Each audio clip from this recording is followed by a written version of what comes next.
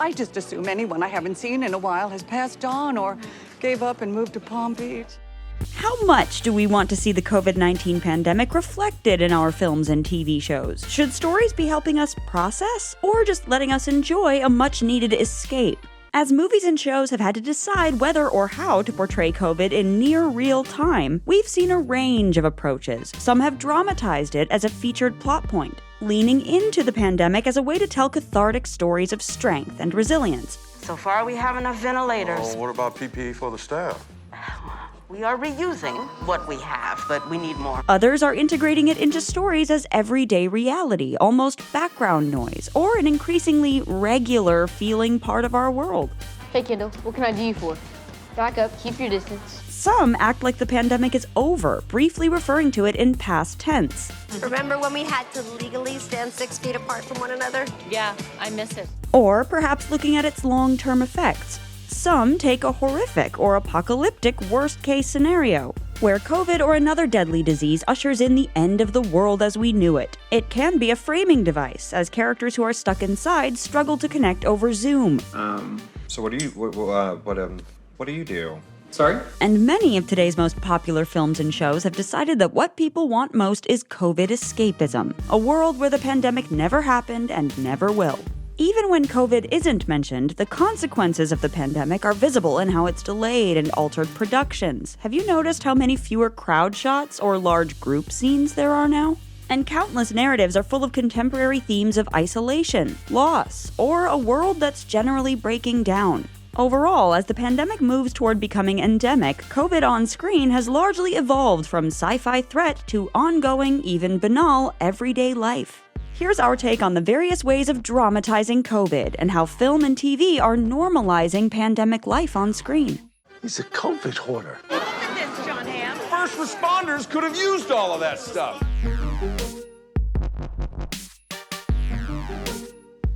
Today we have a new episode of The Takeaway on the Amazon Prime Video YouTube channel. We are talking about the series finale of The Expanse, what it all meant. Also, getting some answers. The Expanse did such a great job, I think, of capturing the expansiveness of the universe. I can't believe that The Expanse is coming to an end. We followed these characters of the Rossi crew throughout all of these seasons. The Rossi crew sort of represents this nuclei of a future.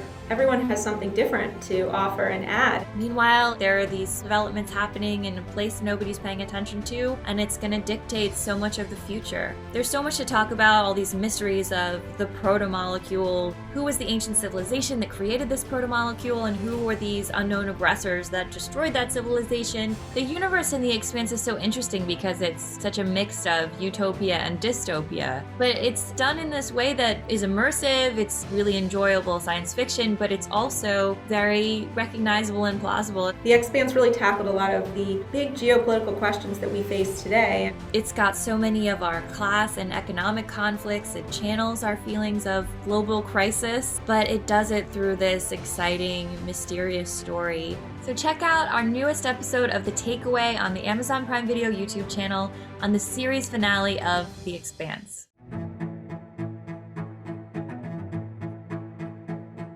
You tested positive for COVID-19.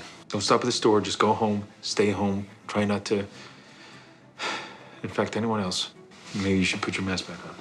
In many ways, how different narratives tackle COVID, or don't, is a reflection of what their audience is seeking emotionally and intellectually from that particular show or film. Those most likely to put COVID front and center are dramas that thrive on a steady flow of high-energy conflicts that may have a melodramatic or soapy element, and help audiences face big emotions head-on. Many of these shows also feature characters working in fields which have been most directly impacted by COVID, like news, first responders, and especially the medical profession. So it might feel jarring if narratives about professions like these didn't address the pandemic. Grey's Anatomy wrote COVID into its 17th season in a serious way as Meredith's long battle with the disease put her on a ventilator. And episodes were also a source of public information, educating the audience around COVID protocols and COVID safety. If untreated, the clot in your leg could travel to your lungs and kill you. We're seeing cases like yours all of the time. Sir, This is not just a cold. Perhaps most importantly, Grey's shone a light on just how difficult the crisis has been, and still is, for doctors and nurses. The whole season was dedicated to healthcare professionals. Hospitals are losing too many of their own, so no one goes through these doors without full PPE, which is in short supply. The morning show's second season tracks the transition in journalism from COVID being just one of many things in the news cycle. We should cover coronavirus. Maybe if we can get this sham impeachment trial over with, we can actually clear up some screen time. To its overshadowing everything else, procedurals about the legal system and crime investigation have dramatized how the effects of the pandemic have created intense strain on all of these institutions. And in Help, COVID is viewed through the lens of a UK nursing home to underline just how abandoned nursing home staff and patients have felt. Nobody's helping me. Unfortunately, all our ambulances are busy right now, but we will be there as soon as possible. What if I wasn't calling from a care home?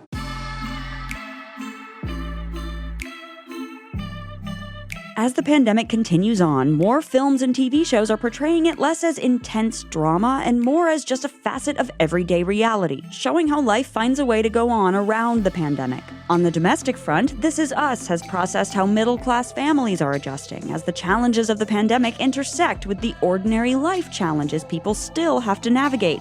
We are doing a non-traditional engagement where the woman gets pregnant first and then the man moves in with her because of a global pandemic. In Superstore, the pandemic immediately alters the way in which Cloud9 operates, but rather than this being a source of tension or fear, this is more of an annoyance. You need to put on the mask or you will be escorted out of the store. This is America, okay?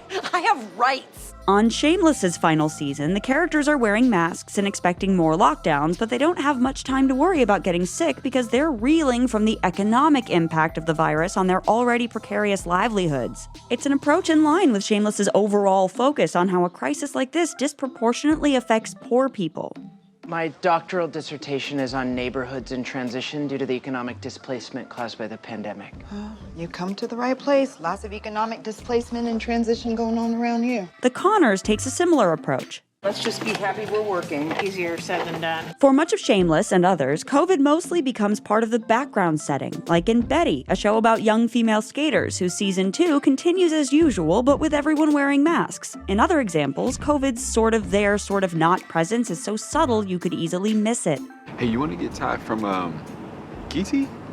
Or did they close? Everything's been so crazy.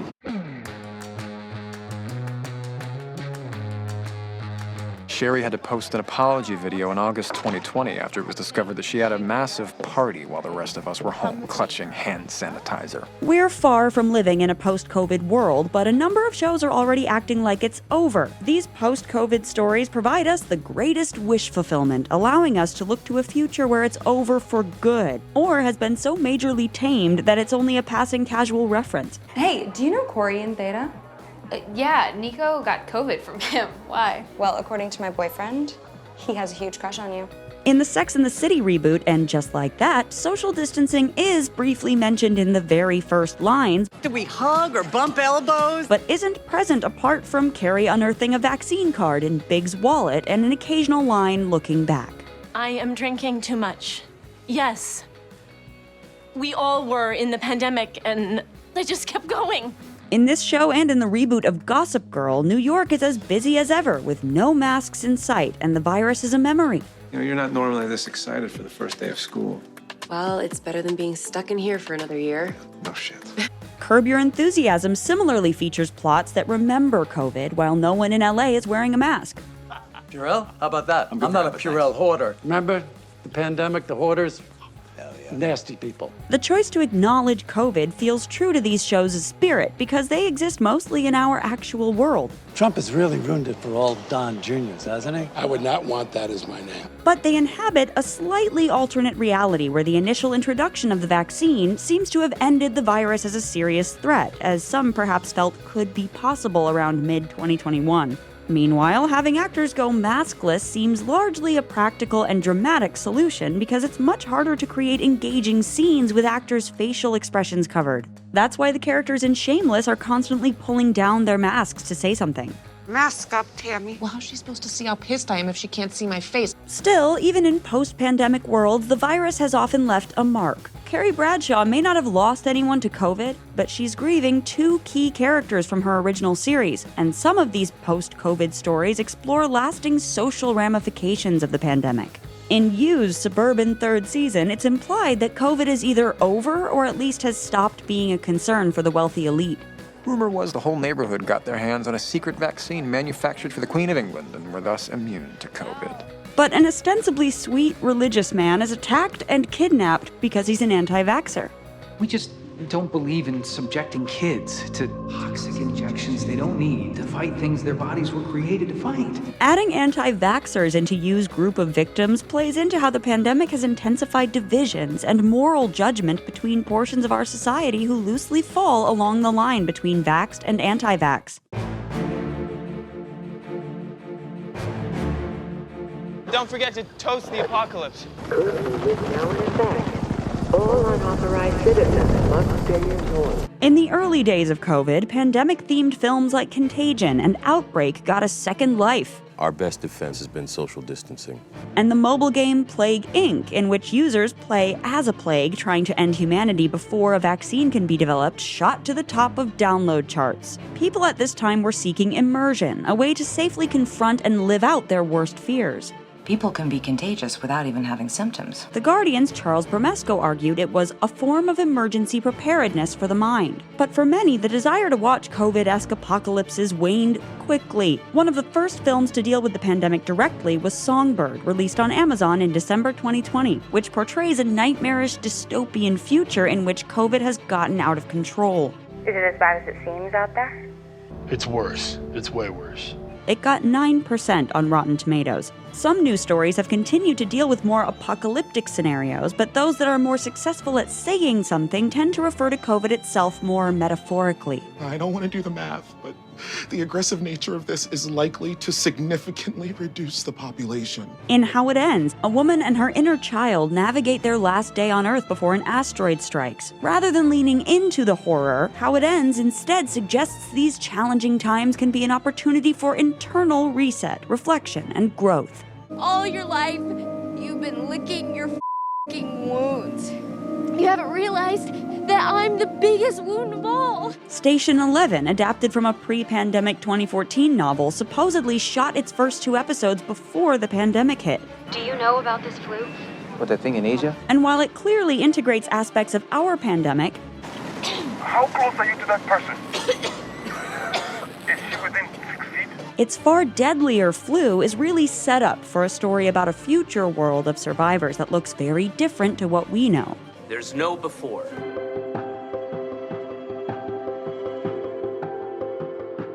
Other early COVID films and shows used the pandemic as a framing device, and especially before most traditional film production could resume, showed characters interacting on Zoom. A slew of love stories tried to examine how the pandemic changed dating and relationships. But video chat-heavy narratives have aged quickly, as Zoom fatigue has long set in, and the last thing many want to watch after a day of remote work is fictional characters chatting on their screens. Many of the more rushed, gimmicky responses to COVID tended to depict the surface-level experience without capturing something of more emotional depth. They could become like time capsules of a very particular phase of the pandemic, creating a kind of uncanny valley effect where what's being presented is kind of familiar but also kind of fake. Stephen Knight's Locked Down is a hybrid between a Zoom-heavy story about a couple struggling in lockdown and a heist film about robbing Harrods. Then the clashing genres created a strange result, bordering on silly. The bastards who told me to fire those people, they are bad. You and I are good, and good is better than bad. Host managed to leverage the limitations introduced by COVID more effectively, using Zoom to create a found footage-style horror movie feel. Obviously, we're not here physically together, but there's no reason why Spirit can't communicate with us over the internet. Language lessons about a man and his online Spanish teacher, which doesn't mention COVID but takes place over video chat, was also well received for the reality of its performances and the way it shows the positive potential of technology to enable human connections. I just want to make sure that you're okay. But by now, most viewers are turned off by any media that's too closely copying our daily lives of COVID anxiety and Zoom. Playwright David Hare complained that the BBC rejected the opportunity to broadcast his COVID play, Beat the Devil, by saying, "Give me drama on any other subject but COVID."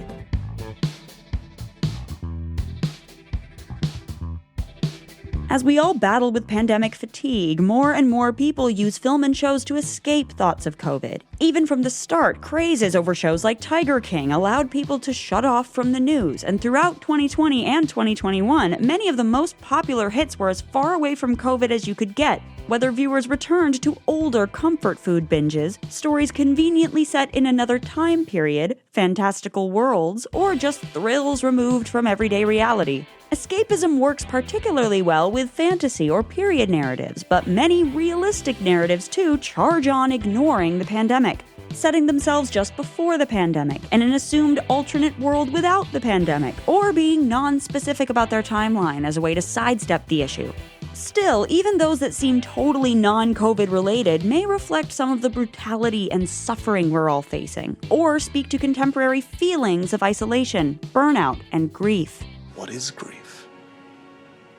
If not love, persevering.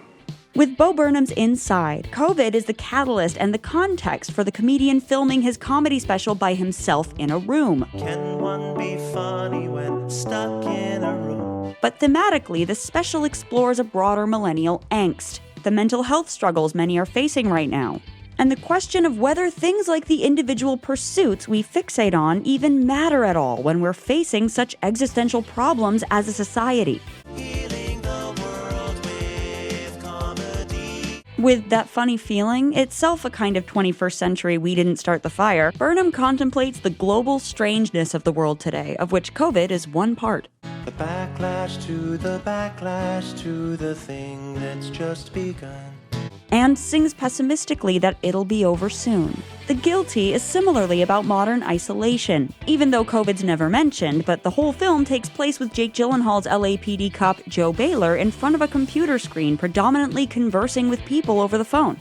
Explicitly hanging over the film are the California wildfires. Do you see fire? And other films and shows today likewise speak to the impending climate catastrophe with a tone that overlaps with COVID to fuel the current feeling of global crisis. Are we not being clear? We're trying to tell you that the entire planet is about to be destroyed. Even The Expanse, which is set in a future world throughout the solar system, reflects pandemic fatigue through a plot about a different long-term conflict. It was easier in the beginning. When disaster first happens, we all pull together to help each other. But when things don't get better, remembering that feeling of caring for each other is hard. This idea of exploring themes related to COVID without directly exploring COVID also may explain why certain shows took off during the pandemic. Dating show Love is Blind trended at #1 on Netflix just as physical connection was restricted, so perhaps it makes sense that viewers flocked to a dating show that sought to prove people could fall in love without ever being in the same room. I've been trying to imagine you. Obviously that's kind of impossible, but it is. Ted Lasso may exist in a universe where COVID doesn't seem to have hit, but the optimism and hopefulness embedded in the show's DNA chimed with what audiences felt they needed. I think it's the lack of hope that comes and gets you. Even when shows may choose to exist in a totally COVID-free universe, that's still part of the lens through which we'll watch them. In the same way that we view lots of films from the 40s and 50s in the context of World War II's aftermath, or films from the 60s and 70s through the lens of Vietnam, we will forever look back on the culture emerging now as a mirror of the pandemic. How it changed society and our psychology, what could have happened, what should have happened, and what we learned. In the absence of leadership, it takes everyday people to step up. In the years following 9/11, we had a few high-profile dramatizations of what happened, but far more common were films and shows that at first ignored it. Contemporaneous New York City set shows like Friends and Sex and the City decided not to incorporate it, while The Simpsons stopped airing an episode in which Homer visits the Twin Towers. Hey! When you're done with that, I got something up here you can bite on! And why don't you be polite, you stinking puss bag? Eventually, as 9/11 was viewed from more of a distance and could be referenced without it being as raw a trigger, it became a way into understanding various narratives and characters. September 11, 2001. Do you call a broker, Lincoln Chang, in Jersey City and have him short aviation stocks in the European markets? And the way it had indelibly shaped our culture. The same thing will happen with COVID. Eventually, its influence will have been such a big part of our lives for so long that referencing it will become unavoidable for anything set in this world. Culture won't have to question whether or not it should be depicting a world changing, but will have to document a world changed. We've got a really exciting COVID announcement. Oh my god, is it over? Today we have a new episode of The Takeaway on the Amazon Prime Video YouTube channel. We are talking about the series finale of The Expanse. What happened? There were so many amazing mysteries revealed and so many bigger questions posed. A lot to unwrap. The Expanse really grapples with questions of identity. Is that wrapped up in what our parents have taught us? Or is this something that we come to through our own experiences and our own journey? Deborah, who are some of your favorite characters in The Expanse? I love Drummer. I could watch a whole show on Drummer. Amos actually was one of my favorite characters too, and I loved watching Amos come back to Earth. It was a way for us to sort of come back ourselves to see what could happen if we don't take care of our planet. There's this awareness that we had this paradise on Earth and kind of squandered it, which is very relevant to a lot of the concerns today with climate change. Bobby, as a Martian, brings that up. She really resents the Earthers. I can't remember the last time I went down to the water. You take it for granted. Bobby is one of my favorite characters as well. I loved watching Bobby's journey. She goes from being the soldier to a leader, and I think her relationship with Avasarala is really important for that.